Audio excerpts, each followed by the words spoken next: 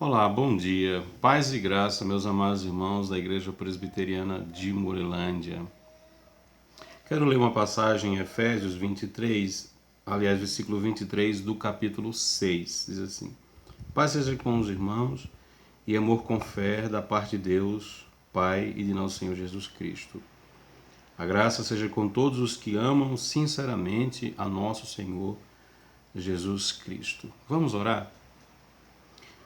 Ó Deus gracioso e Deus bendito, nós louvamos o Teu nome pelo Teu amor, pelo Teu cuidado, pela Tua graça soberana que se revela a cada dia nas nossas vidas. Obrigado por tudo, pelo Teu cuidado, pelo Teu pastoreio nos nossos corações. Em nome de Jesus Cristo. Amém e amém. A história da humanidade nos diz que já houve diversas crises. Guerras, pandemias, fome, crise econômica, crise religiosa, crise espiritual, crise existencial. Já houve diversas e muitas delas trouxeram mortes, miséria ainda mais. Muitas coisas ruins aconteceram. Especificamente no que diz respeito à história da igreja, as perseguições que houve foram bastante intensas. Muitos cristãos foram perseguidos ao longo da história e geralmente essas perseguições traziam consigo a morte, o desespero, a perseguição, o aprisionamento, o enforcamento, a fogueira. Isso é fato. Eu não pretendo aqui nessa pequena breve reflexão falar sobre todos os desdobramentos dessas perseguições e nem pretendo falar sobre todas elas porque seria impossível numa única reflexão. Mas eu quero abordar, meus amados irmãos, e me referir especificamente à igreja do primeiro século e refletir com vocês como que essa igreja, como que os pastores dessas igrejas fizeram para superar, suportar, aguentar aquele momento, como que eles se viraram, o que Deus proveu para eles naquele instante da história para que eles não tivessem suas convicções abaladas, para que não perdessem a confiança no Deus da salvação. Então, é fato que já desde o ano 60 iniciou-se grande perseguição contra a Igreja do Senhor. Momento da história em que o Império Romano intensifica perseguições. É dito-nos que até o quarto século houve 10 grandes perseguições, fora as que eram perseguições locais. Mas essas 10 perseguições eram gerais. Onde a igreja existia no Império Romano, ela passava por perseguições. Mas como que os pastores então fizeram para tentar amenizar e levar a igreja a confiar no Senhor, a crer na providência de Deus? Então, havia alguns métodos. Era um método que demandava tempo, era um método que demandava trabalho e, enfim, eles escreviam cartas a essas igrejas. As igrejas se espalharam por todo o Império Romano, na Grécia, na Itália, na Ásia Menor, na África, no Egito. E nem sempre elas tinham bispos, presbíteros, pastores presentes.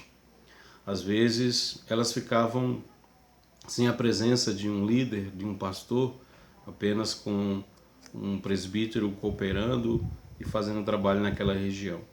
Mas como que, então, eles faziam para alcançar o coração de suas igrejas? Através de cartas. Algumas delas foram escritas em momentos tensos, dentro de uma prisão, dentro de um calabouço, em situações difíceis.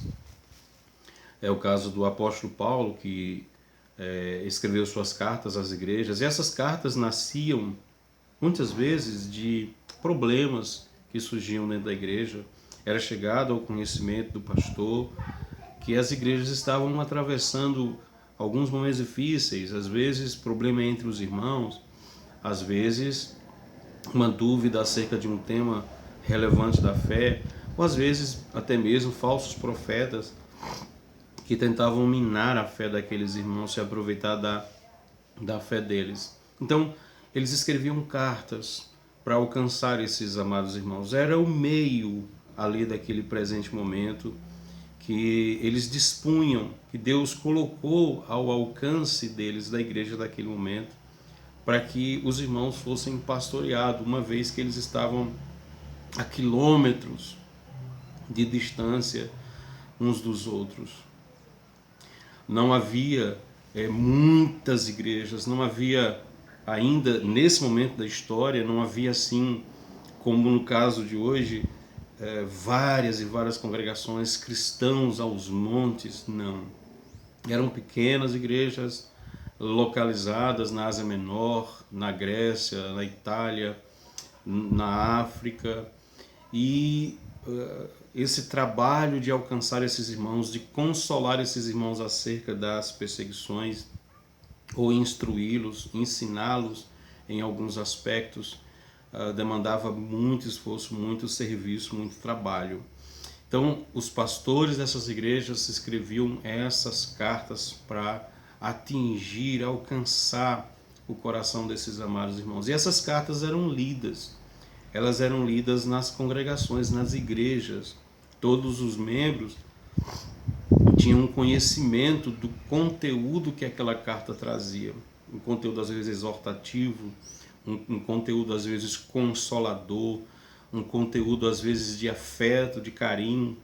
Mas o fato é que esse conteúdo escrito, produzido pelo pastor da igreja, chegava até a essas igrejas.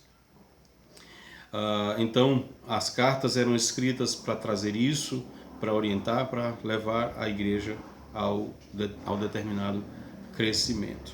Então, essa era a maneira que eles dispunham também de enviar mensageiros. Muitas vezes eram enviados mensageiros para levar mensagens, também as cartas em si, mas também para levar uma mensagem presente, para estar presente, para que eles recebessem o consolo de Deus naquele momento. Então vejam, era um momento difícil da história, era um momento crítico da história, mas Deus sempre proveu os meios, os mecanismos para que a igreja não ficasse desprovida da verdade, para que a igreja não ficasse desprovida de afeto, de cuidado e de orientação. Deus sempre se preocupou e se preocupa com a sua igreja, Ele sempre cuida, seja a igreja do primeiro século, do quarto, quinto século, do 10º século, do século XVI, ou do século XIX, enfim, Deus se preocupa com a igreja. Jesus disse: eu estarei convosco até a consumação dos séculos. Onde eu quero chegar com essa reflexão, meus amados irmãos? Há um detalhe bastante interessante também nessa questão do envio de cartas e do recebimento e o momento em que a leitura era lida. Às vezes haviam falsos profetas que se infiltravam dentro dessas igrejas, e a carta do pastor às vezes constituía-se uma advertência forte para que eles não dessem ouvido a esses falsos pastores, esses falsos mestres, para que eles dessem ouvido ao verdadeiro evangelho do Senhor Jesus Cristo. Onde eu quero chegar com isso? Eu quero dizer, irmãos, que nesse tempo de pandemia Deus colocou nas nossas mãos meios, mecanismos também de alcançar o coração da igreja. E esses meios são as redes sociais, é a internet. Por meio dela é possível eu ir na sua casa. Por meio dela é possível eu ouvir a sua voz, a tecnologia, né, do momento. Por meio dela é possível eu ver você e você ver a mim e a minha família. Por meio de toda essa tecnologia, dessas ferramentas que Deus colocou à disposição da igreja para que a igreja promova então, continue promovendo o ensino, continue promovendo a evangelização e continue promovendo o pastoreio da igreja. Então, Deus pôs isso ao nosso alcance e nós não podemos, não devemos negligenciá-los. É extremamente importante que os irmãos façam uso dessa ferramenta para ter acesso às pregações do seu pastor. Outro detalhe interessante que eu quero abordar nessa reflexão é: ouça as mensagens do seu pastor. O seu pastor conhece você, ele conhece sua família, ele conhece a sua casa, conhece o seu esposo, ele conhece, às vezes, detalhes da sua vida. O seu pastor sabe o seu nome, sabe a data do seu nascimento, sabe o dia do seu aniversário, às vezes. Não estou dizendo... Infelizmente, eu tenho esse problema de não saber as datas específicas de todo mundo. Mas o pastor fica feliz quando sabe dessas questões. O pastor se entristece quando você está doente. O seu pastor sofre com isso. O que eu quero abordar aqui é que ouça as mensagens do seu pastor. Eu sei que há uma grande quantidade de conteúdos agora no momento. Diversos pastores estão produzindo material aos montes. Aos montes. Só que às vezes o seu pastor produz algo tentando alcançar o seu coração e às vezes você não o assiste, não o ouve e você dá preferência a outros. Não que esses estejam errados em si, mas é extremamente importante que você ouça o seu pastor, que você ouça os vídeos, as pregações, as mensagens do seu pastor. Era assim que as igrejas faziam. Falsos profetas que tentavam se infiltrar nesse momento da história. Perseguições e tudo mais. Porém, eles davam ouvido ao pastor quando esses escreviam determinadas cartas, porque eles entendiam isso como uma vontade de Deus para as suas vidas. Portanto, o que eu quero dizer é o seguinte: faça uso, irmãos, dessa ferramenta. Ouça os vídeos que eu colocar no YouTube, ouça as mensagens que eu puser aqui no grupo. Faça um esforço. Reserve ali os 15, 20 minutos para você ouvir a pregação do seu pastor, para você ouvir o ensino do seu pastor.